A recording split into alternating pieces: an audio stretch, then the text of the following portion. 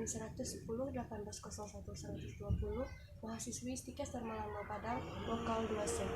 Baiklah, pada tugas video kali ini saya akan membahas materi mengenai SOP atau Standar Operasional Prosedur dengan mata kuliah Manajemen Mutu Informasi Kesehatan dengan dosen pembimbing Yulia Fitriani, SIT MCAP.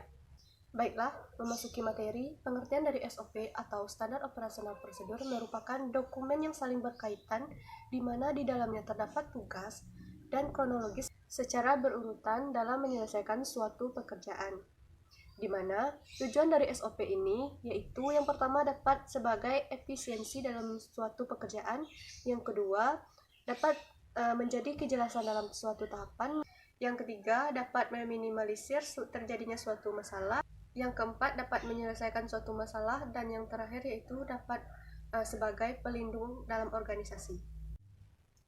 Di mana fungsi dari SOP ini dapat membantu suatu petugas dalam menyelesaikan tugasnya, yang kedua dapat mengarahkan petugas dalam menyelesaikan tugasnya agar dapat disiplin, yang ketiga dapat dijadikan sebagai dasar hukum apabila terjadi suatu kesalahan ataupun penyimpangan, yang keempat dapat dijadikan sebagai pedoman dalam menyelesaikan suatu pekerjaan secara rutin.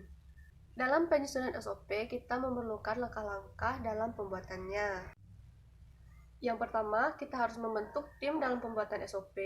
Yang kedua, kita harus mempelajari proses dalam pembuatan SOP tersebut. Yang ketiga, kita harus membuat alur dalam melakukan langkah-langkah untuk menyelesaikan suatu pekerjaan.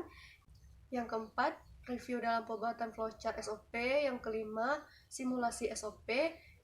Yang keenam, perbaikan SOP. Yang ketujuh, approval atau permintaan persetujuan dari pihak yang berwenang ataupun pihak yang tertinggi seperti pimpinan rumah sakit.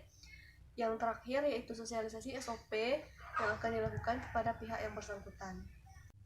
Contoh yang dapat kita ambil dalam pembuatan SOP yaitu SOP dalam assembling berkas rekam medis di rumah sakit X.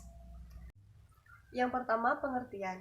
Pengertian assembling berkas rekam medis merupakan melaksanakan penyusunan lembaran-lembaran berkas rekam medis sesuai dengan kronologisnya, dengan tujuan agar penyusunan berkas rekam medis sesuai urutan kronologisnya dan mengganti sampul rekam medis yang rusak.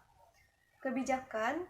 Pada kebijakan ini kita dapat mengambil dua buku. Yang pertama, buku pedoman mengolah medik rumah sakit, Depkes RI Dirjen Pelayanan Rumah Sakit pada tahun 1997 Jakarta. Yang kedua, buku pedoman rumah sakit X. Selanjutnya, pelaksanaan prosedur, di mana pelaksanaan prosedur ini merupakan langkah-langkah dalam menyelesaikan suatu pekerjaan. Yang pertama, apabila terdapat berkas rekam medis yang kosong di dalam dokumen rekam medis, maka akan kita keluarkan. Yang kedua, susunlah berkas rekam medis tersebut berdasarkan urutan yang telah ditetapkan dari rumah sakit yang tersebut. Yang ketiga, apabila berkas rekam medis tersebut terlalu tebal, maka akan kita pisahkan menjadi dua bagian, di mana pada berkas rekam medis tersebut, setiap satu berkas rekam medis akan kita masukkan 4 kali rawatan dengan nomor rekam medis yang sama. Yang keempat, apabila sampul berkas rekam medis tersebut rusak, maka akan kita gantikan dengan sampul yang baru.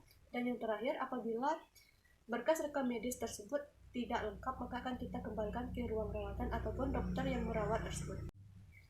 Yang terakhir yaitu unit yang terkait, di mana unit yang terkait ini yaitu pengelolaan data rawat inap bagian assembling.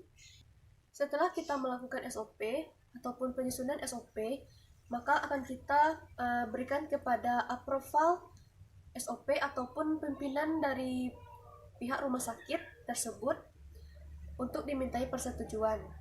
Apabila telah disetujui oleh pimpinan rumah sakit, maka akan kita sosialisasikan kepada pihak yang terkait seperti bagian assembling rumah sakit. Jika telah disosialisasikan, maka akan kita jadikan SOP tersebut sebagai bahan pedoman untuk menjalankan pekerjaan secara rutin. Baiklah, mungkin hanya ini materi yang dapat saya sampaikan. Lebih dan kurang saya mohon maaf. Saya tutup. Wassalamualaikum warahmatullahi wabarakatuh.